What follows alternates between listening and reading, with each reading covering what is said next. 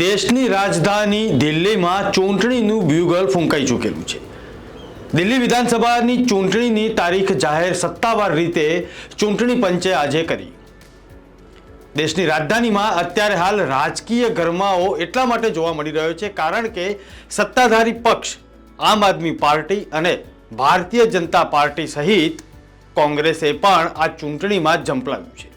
રસાકસી ભર્યો જંગ એટલા માટે થશે કારણ કે છેલ્લા એક દાયકાથી આમ આદમી પાર્ટી સત્તા પર બિરાજમાન છે। ભારતીય જનતા પાર્ટીએ આ વખતે કમર કસી છે। આ વખતે મતદારોને અલગ અલગ માહિતી અને અલગ અલગ લોભામણી જાહેરાતો દ્વારા આકર્ષવાનો પ્રયત્ન તમામ રાજકીય પાર્ટીઓ કરી રહ્યા છે અને આ જે રેવડીનું કલ્ચર જે જામ્યું છે રાજનીતિની અંદર તે પણ આ વખતે જોવા મળશે। આવો જોઈએ મુંબઈ સમાચારનો ખાસ રિપોર્ટ। રાજધાની દિલ્હીમાં ચૂંટણીનું વ્યુગલ ફૂંકાઈ ચૂક્યું છે। 5 ફેબ્રુઆરીએ વોટિંગ થશે અને 8 ફેબ્રુઆરીએ પરિણામ જાહેર કરાશે। દિલ્હી વિધાનસભાની 70 બેઠકો માટે એક જ તબક્કામાં 5 ફેબ્રુઆરીએ મતદાન થવાનું છે અને 8 ફેબ્રુઆરીએ પરિણામ જાહેર થઈ જશે। વિધાનસભાની ચૂંટણી જાહેર થતાં જ રાજકીય પક્ષોમાં સળવળાટ જોવા મળે। રાજધાની દિલ્હીમાં મુખ્યત્વે 3 પાર્ટીઓ આમ આદમી પાર્ટી, કોંગ્રેસ અને ભાજપ વચ્ચે ખરાખરીનો જંગ જામ્યો છે।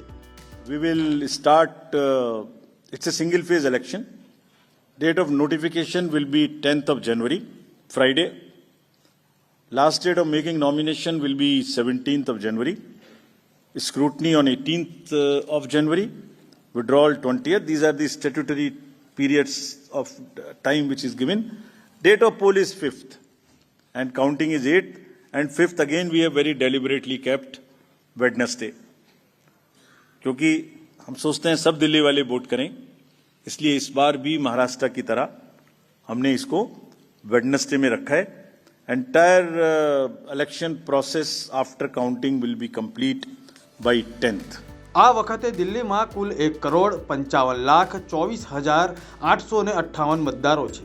આ વખતે દિલ્હીની ચૂંટણીમાં કુલ 1.55 કરોડથી વધુ મતદારો હશે, જેમાં પુરુષ મતદારોની સંખ્યા 83,49,645 છે, જ્યારે મહિલા મતદારોની સંખ્યા 71,73,952 છે।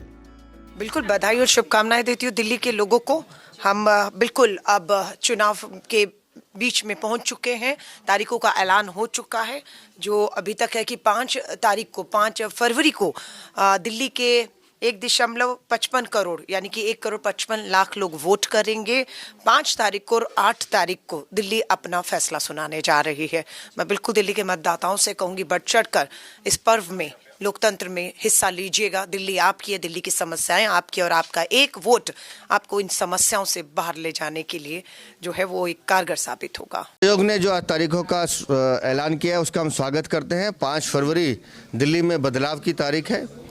एक भ्रष्टाचारी और मक्कार सरकार जिसने दिल्ली की जनता को धोखा देने का काम किया है उसकी रवानगी दिल्ली के 1,55,24,858 मतदाता तय करेंगे और 8 तारीख को आपदा सरकार जाएगी, भाजपा सरकार आएगी।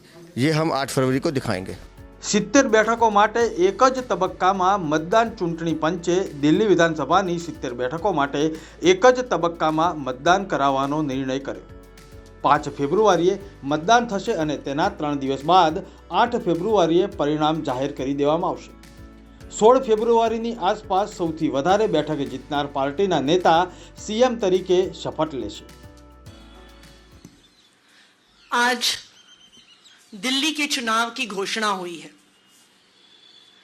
और दिल्ली के चुनाव की घोषणा जिस दिन होती है उससे पिछली रात को भारतीय जनता पार्टी की केंद्र सरकार ने जो मेरा सरकारी आवास है, जो मुख्यमंत्री आवास है, जो मुझे अलॉट हुआ है मुख्यमंत्री होने के नाते, भारतीय जनता पार्टी की केंद्र सरकार ने मुझे 3 महीने में दूसरी बार उस मुख्यमंत्री आवास से निकालकर बाहर फेंक दिया। चिट्ठी भेजकर मुख्यमंत्री आवास का अलॉटमेंट कैंसिल किया और मुख्यमंत्री आवास एक चुनी हुई सरकार की चुनी हुई मुख्यमंत्री से छीन लिया। રાજકીય પંડિતોના જણાવ્યા અનુસાર આ વખતની ચૂંટણીમાં આમ આદમી પાર્ટીનો દબદબો ફરી એકવાર જોવા મળી શકે તેમ છે, પણ બીજા નંબરે ભાજપ રહેશે તેવી પણ રાજકીય પંડિતોની આગાહી છે.